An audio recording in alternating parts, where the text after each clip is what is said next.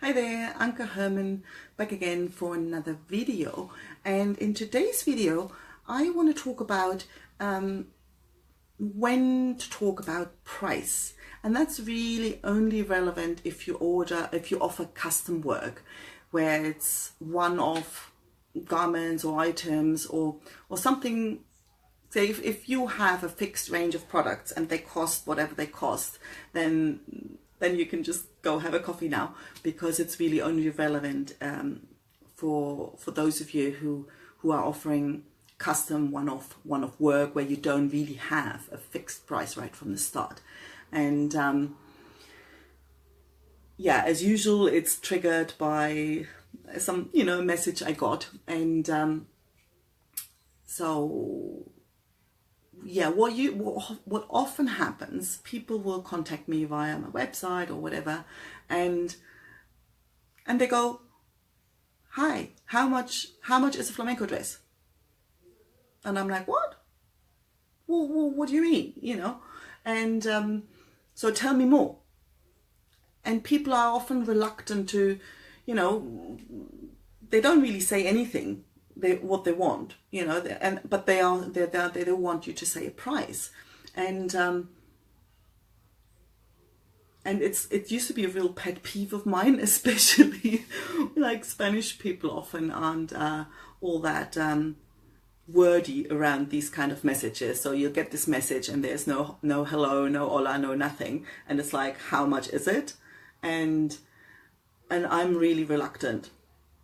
Well, I don't give a price if I don't know what it actually is. And so anybody who's ever asked me about the price of something, custom made, may that be a garment or may that be a website, will probably tell you that it feels like squeezing water out of a stone. But the reason I'm so reluctant to give a price before I know what we're actually talking about is basically are the lessons that I learned in over 10 years in software development, because it's a very common thing there as well. And I've learned sort of the hard way that it rarely ends well for both sides. Like, it's a really lose-lose situation. To start off, well, I do understand, it took me a while, but I do understand why people would want to know a price before we even talk about what it is they want.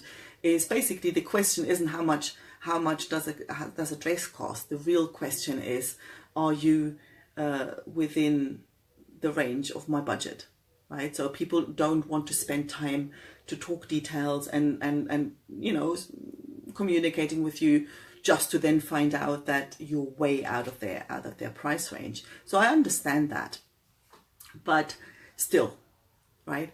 It's a recipe for disaster from a number of more than one angle.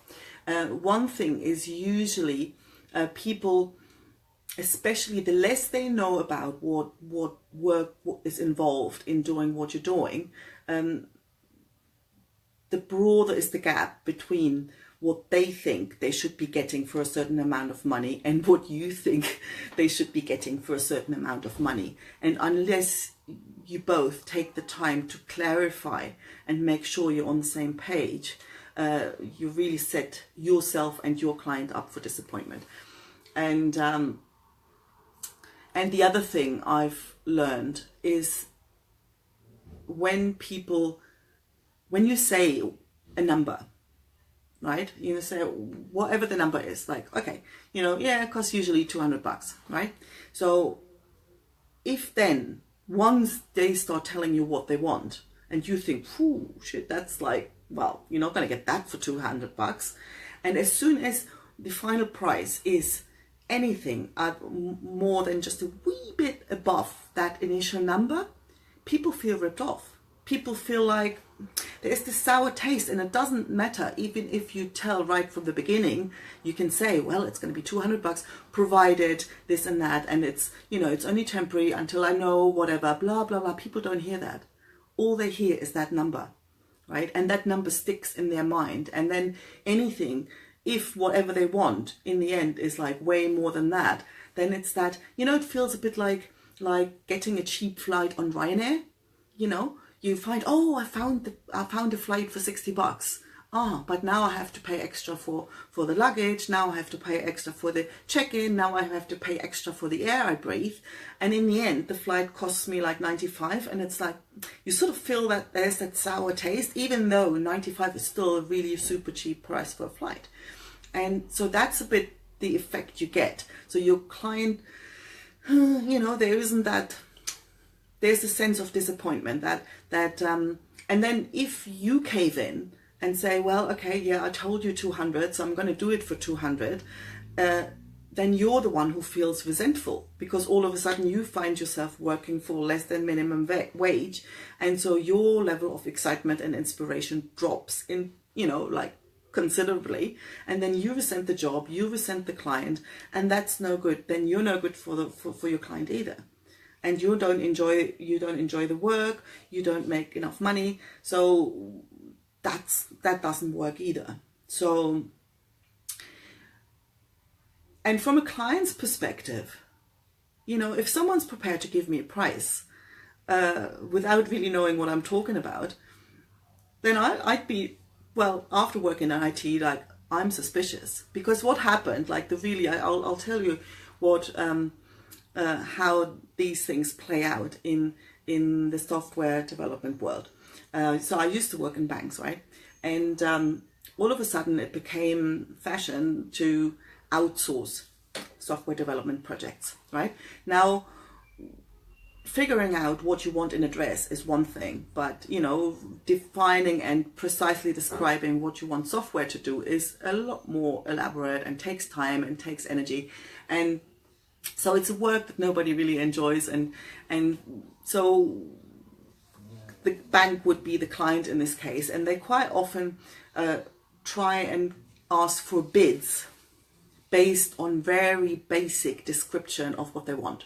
Right? There's, oh yeah, we want some software to run the risk management department, right? And so they'll build like 2 pages, a rough summary of what they want this thing to do.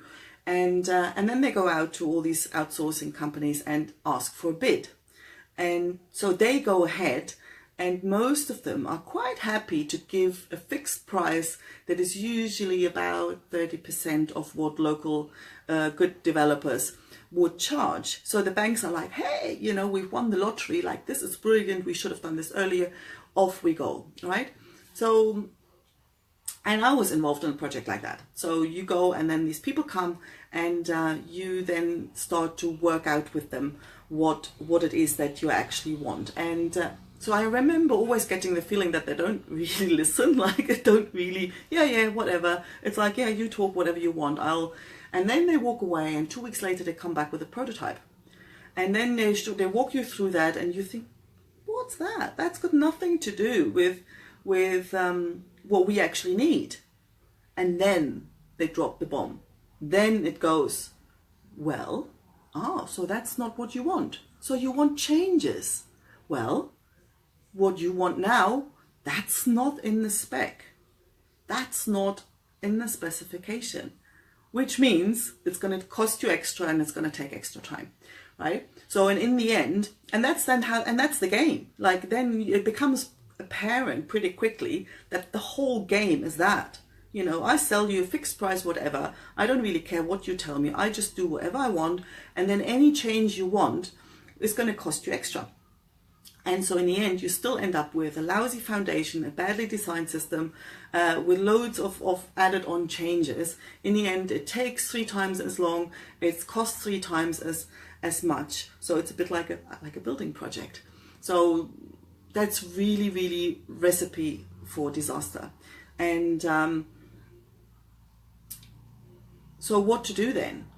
You know, you don't want to give a price until you know what it is. And people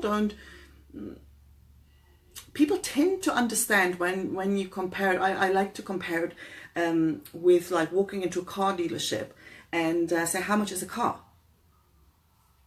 What reaction do you expect? You know, what are they going to tell you? They're going to tell you, yeah, well, what kind of car do you want? No, no, no. And so if you role play that same situation, what people come to you with like, I want to know how much this costs. It's like you go in a car dealership, you say, how much is it? They go, well, what kind of car do you want? No, no, no, I'm not going to tell you that.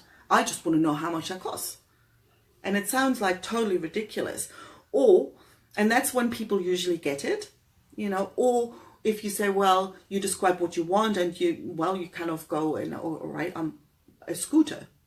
You know, so you get the price for a scooter, but then say, well, but the scooter's also, but I also need to pick up the kids from school, so we need more space. And then, but I also want to go faster. So in the end, what you really want is a pickup truck, you know, but then you insist on the price of the scooter. So that's really what often happens. So yeah, and either your client will end up paying way more and feel kind of ripped off, or you stick to that price and then you feel ripped off. So it doesn't work for anybody. Another thing that happens that I find happens often when people try to sort of roughly describe what they want, then kids shrink. Kids always shrink. I've had it the other day, for God's sake. And so they'll go, oh no, how much would dress be, you know, for like really little kids? A group of tiny little kids, like they can hardly walk, right? So you get there and there's like 2 or 3 that are really tiny in a group of 9. And there's one who's almost as tall as I am, you know, but they don't tell you that bit. So, you know, when people ask for price, kids are always really, really small, right? And I had the same experiences with websites, you know, when people ask, you know, oh, how much is the website? I want something really simple. Now, when you then ask, okay, what it is, it quickly turns out that simple is, well, simple for you, you know, and the simpler it is for you, the more complex the software is. So quite often people, what they have in mind is really actually artificial intelligence, and their budget doesn't go anywhere near that.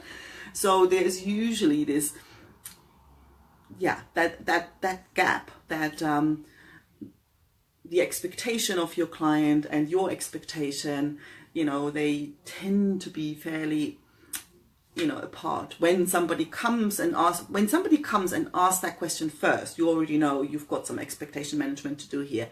And so the worst thing you can do is cave in and give a price. And if they then walk away, well, then so be it. Like really, I can really, from experience, both in software development and dressmaking, is if you cave in and give a price before you're clear on what exactly it is, you set your project up for failure. And I've even had it, I mean, I think with alterations, even there, you know, people want to know how much it's going to cost. And even there, I'm not going to give you a price until I've seen the garment, because, oh yeah, you just need to take it in a bit, you know, and then you turn around and it's like, oh God, then you see the way the lining is put in there.